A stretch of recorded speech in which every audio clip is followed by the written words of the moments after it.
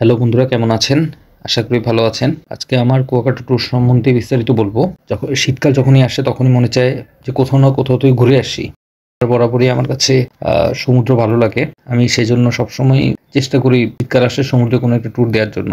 কক্সবাজারে তো এর আগে গিয়েছি একাধিকবার। তো এখন চিন্তা ভাবনা করে ঠিক করলাম কুয়াকাটা যাওয়া যায়। হ্যাঁ, আমার অফিসের কাজে বিভিন্ন কাজে আমি বাংলাদেশের বিভিন্ন জায়গায় আমার যাওয়া হয়েছে। দুর্ভাগ্য বলতে হবে অথবা অভ্যাস, জানি না কি, আমার আসলে বাসে চড়তে সেরকম ভালো লাগে না। তবে লঞ্চ আমার কাছে খুবই পছন্দের বাহন।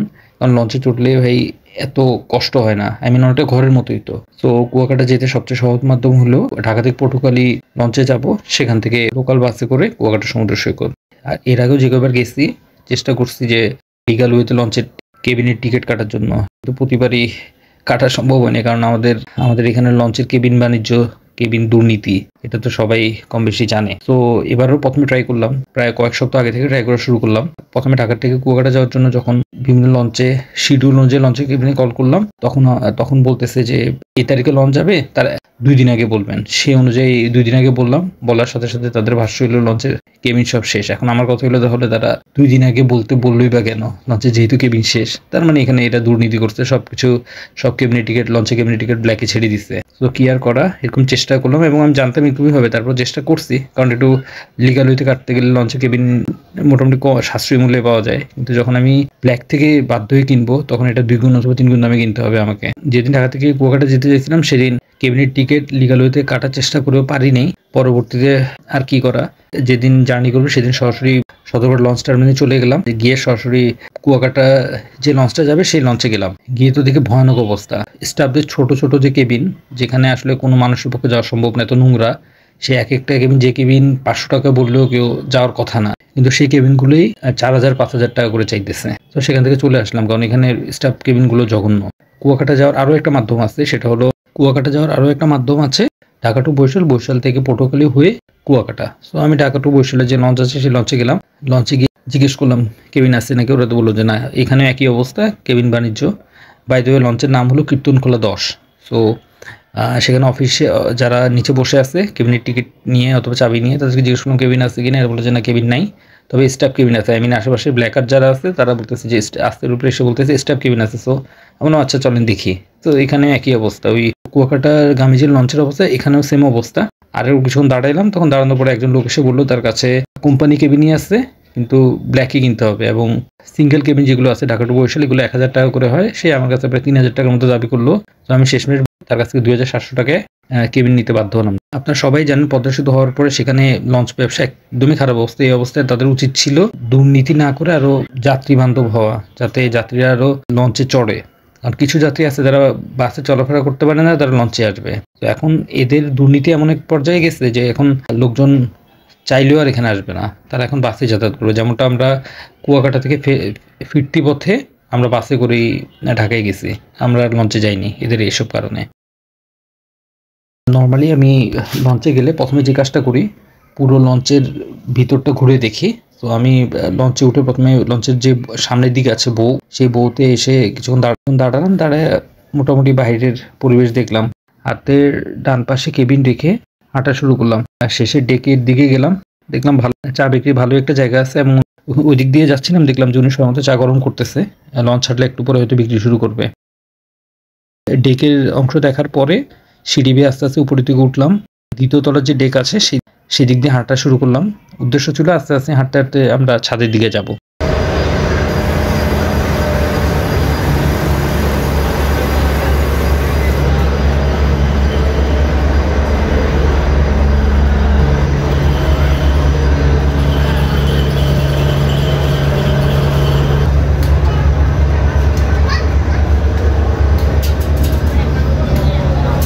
তখন তো সন্ধ্যা, সবকিছু অন্ধকার।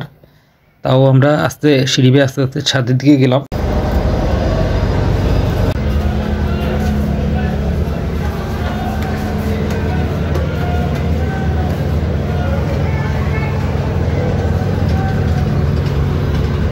ছাদের উপরের অংশ তখন ঘুটঘুটে অন্ধকার, তারপরেও লাইটের কারণে কিছু মোটামুটি দেখা যাচ্ছিল, আর মোটামুটি ভালোই শীত ছিল।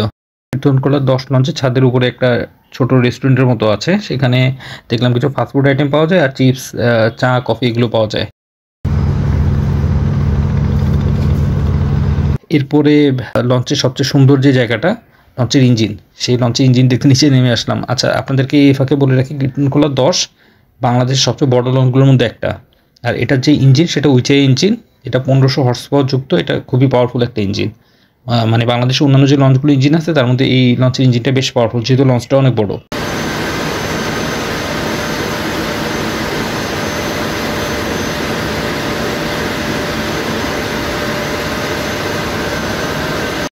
এর মধ্যে যখন আস্তে আস্তে আমরা আমাদের কেবিনের দিকে গেলাম, কেবিনের দিকে গিয়ে আমাদের জিনিসপত্র তো আগে রেখে আসছিলাম, সো কেবিনের দিকে গিয়ে কিছুক্ষণ রেস্ট নিলাম।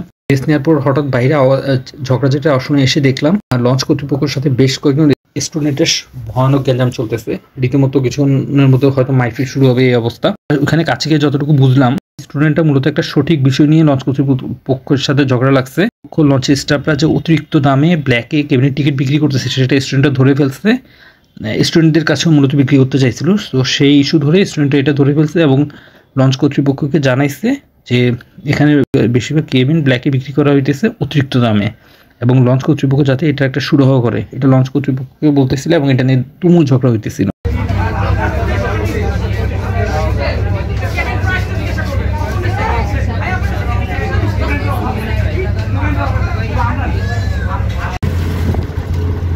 আমরা খুব ভোরে ভোরে বরিশালে নেমে গেলাম। সেখান থেকে কাছের একটা বাস স্টেশন থেকে আমরা বাস যোগে কুয়াকাটার উদ্দেশ্যে রওনা হলাম। কুয়াকাটা জায়গাটা মূলত পটুয়াখালীর মধ্যে পড়ছে। তো বরিশাল থেকে পটুয়াখালী পার হতে গেলে পায়রা নদীর উপরে পায়রা ব্রিজ নামক খুব সুন্দর একটা ব্রিজ আছে। বাংলাদেশের সবচেয়ে সুন্দর সুন্দর ব্রিজগুলোর মধ্যে পায়রা ব্রিজটা একটা। সো আমরা পায়রা ব্রিজটা যখন পার হচ্ছিলাম, আমার কাছে দেখে সেরকম লাগছে যে বাংলাদেশে ইউরোপ আমেরিকার মতো সুন্দর সুন্দর ব্রিজ আছে।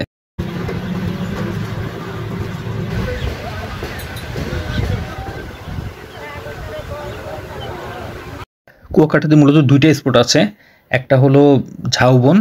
সেই ঝাউবনে যেতে হলে কুয়াকাটা সমুদ্র সৈকতে 0 পয়েন্ট থেকে আপনি অটো নিয়ে সেই ঝাউবনে যেতে পারবেন। সেই ঝাউবনে যাওয়ার সময় আপনি আরও বেশ কিছু স্পট দেখবেন।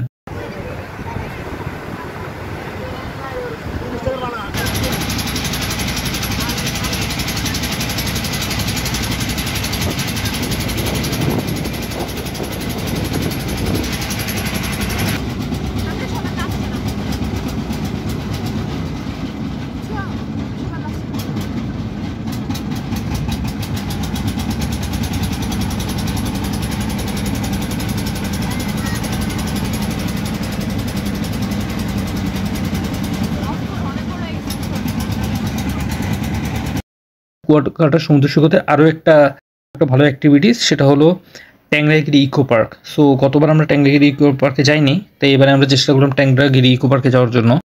ট্যাংরাগিরি ইকো পার্ক আপনার কুয়াকাটা 0 পয়েন্ট, ওখানে বেশ কিছু ভ্রাম্যমাণ স্টল আছে, সেখান থেকে আপনি টিকিট কেটে সেখান থেকে ট্যাংরাগিরি ইকো পার্কে যেতে পারেন। ওরা যেটা করবে, আপনি টিকিট কাটলে পরের দিন একটা সময় দিবে, অথবা সেদিনে একটা সময় দিবে, তারা আপনাকে সেখান থেকে অটো করে আলিপুর ফিশারি ঘাটে নিবে, সেখান থেকে একটা বোটে করে ট্যাংরাগিরি ইকো পার্কে নিয়ে যাবে।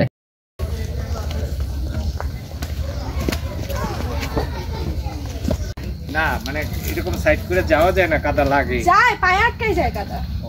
ওই যে কাদা একটু যেতে পারবেন সামনে, কিন্তু ভিতরের দিকে বেশি কাদা।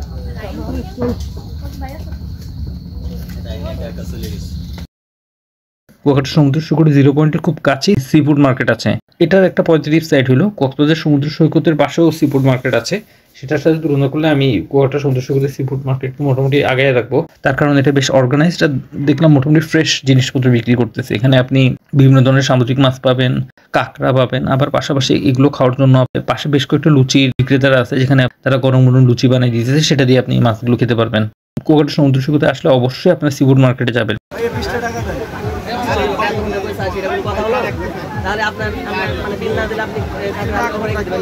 কত দূরে মামা?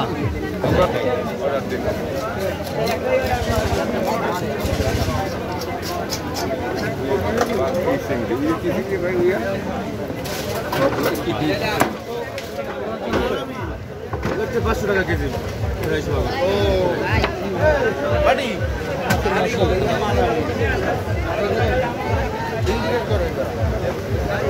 কুয়াকাটা সমুদ্র সৈকতে অন্যান্য যদি খাবার আইটেমগুলোর কথা বলেন, এখানে কক্সবাজার সমুদ্র সৈকতে যেভাবে এলোমেলোভাবে ফুড কার্টগুলো দেখা যায়, এখানে এরকম না। এখানে একদম অর্গানাইজড যদি এগুলো রাখা হয়, যদিও বিচ পুরো ভেঙে গেছে, তারপরেও যতটুকু অর্গানাইজভাবে রাখা যায়। এখানে ফুড স্টলগুলোর মধ্যে দেখলাম ফাস্ট ফুড আছে, এরপরে বিভিন্ন ফল মাখানো আছে, বিভিন্ন বিক্রেতা আছে যারা ফল কেটে কেটে মাখায় এগুলো বিক্রি করতেছে সবার কাছে।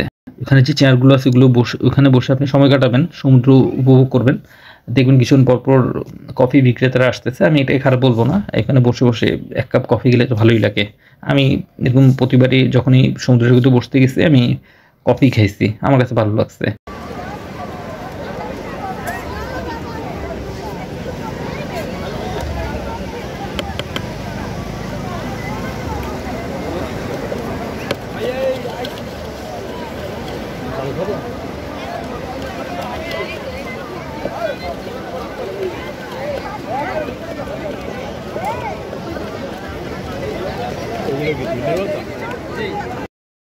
সবশেষে আসি, কুয়াকাটা যদি আপনি আসেন তাহলে সবচেয়ে গুরুত্বপূর্ণ একটা বিষয় হলো আপনি কোথায় থাকবেন। আগে বললাম মানে বাংলাদেশের পর্যটন খাতের অব্যবস্থাপনা চরম পর্যায়ে আছে।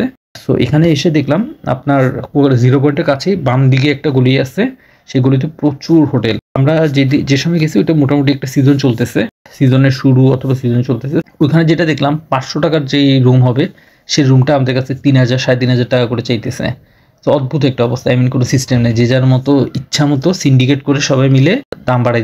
এরকম যখন অবস্থা তখন আমি কোনো উপায় অন্তর না দেখে আমি গতবার যে হোটেলে ছিলাম, হোটেল সাগরনীড়, এটা কুয়াকাটা জিরো পয়েন্ট থেকে ডান দিকে গেলে একটু কাছেই আছে হোটেল সাগরনীড়। সেখানে গেলাম, গিয়ে বললাম যে আমাদেরকে রুম দেখান, আমি নন এসি হলে চলবে, কারণ তখন তো শীত সবেমাত্র আসতেছে, এত গরম না। তো আমরা বললাম আমাদের একটা রুম দরকার নন এসি। তো তারা আমাদেরকে দেখাইলো, মোটামুটি কমের ভিতরে আমরা হোটেলটা পেয়ে গেছি। ওইখানে যে হোটেলগুলো 3-3,500 টাকা, কোনোটার সাথে আবার একটা বাথরুমও নাই। তো সেদিক বিবেচনায় এখানে যে হোটেল রুমটা আমরা পাইছি সেটা তুলনামূলক ওই হোটেল রুমগুলোর চেয়ে, ওখানকার হোটেল রুমগুলোর চেয়ে ভালো, এবং সাথে অ্যাটাচ বাথরুম ছিল। হোটেল সাগরনীড়ে আমরা যে হোটেল রুমে ছিলাম সেই হোটেল রুমের ভাড়া 1200 টাকা পড়ছে। হ্যাঁ, একটু দামাদামি করে নিয়ে লাগছে। তো এতটুকু বলবো, আমি 1200 টাকা এখানে যে হোটেল রুমটা পাইছি সেই তুলনায় ওই গলির ভিতরে যে হোটেলগুলো ছিল সেখানে যে রুমগুলো আমাদেরকে দেখাইছে 3-3,500 টাকা করে চাচ্ছিল, সেই রুমগুলো বরং আরও বাজে। তো সেই দিক থেকে হোটেল সাগরনীড়ে যে রুমটা আমরা 1200 টাকা দিয়ে নিয়েছি সেই রুমটা আরও ভালো। এটা একটা অ্যাভারেজ হোটেল, 3 তলা। এখানে মোটামুটি মিডিয়াম রেঞ্জের ভিতরে, লোয়েস্ট টু মিডিয়াম রেঞ্জের ভিতরে আপনারা ভালো হোটেল রুম পেয়ে যাবেন। আর খাবার হোটেলের কথা যদি বলি সবশেষ, এখানেও ভাই সিন্ডিকেট আছে। এখানে এই হোটেলগুলোতে যেই মাছগুলো থাকে সেই মাছগুলো কোনোটার দামই 200 টাকার নিচে না, সবগুলো 200 টাকার বেশি। আর এখানে এই হোটেলগুলোতে আপনি খেতে বসলে আপনাকে একটা মাছ অথবা মাংস নিতেই হবে। আপনার মন চাইলেও যে আপনি একটু ভর্তা ভাত ভাজি দিয়ে খাবেন, পারবেন না, আপনাকে একটা মাছের আইটেম নিতে হবে, মাংসের আইটেম নিতে হবে, যে কোনো একটা নিতে হবে। এত সমস্যা ফেস করার পরেও আমরা মোটামুটি কুয়াকাটা ট্যুরটা ভালোই কাটছে বলবো। কুয়াকাটা সি বিচে বেশ ভালোই সময় কাটাইছিলাম। রাত 12টা-1টা পর্যন্ত ছিলাম, ভালোই লাগছে বেশ। ওখানে রাত 12টা-1টা পর্যন্ত প্রচুর মানুষ থাকে কুয়াকাটা সি বিচে। আর ফেরার দিন আমরা সেখানে বাসে করে ঢাকা ব্যাক করছি। আর আমরা ঢাকা ব্যাক করছিলাম, ওখানে লাবিবা নামে একটা বাস আছে, সেই বাসে করে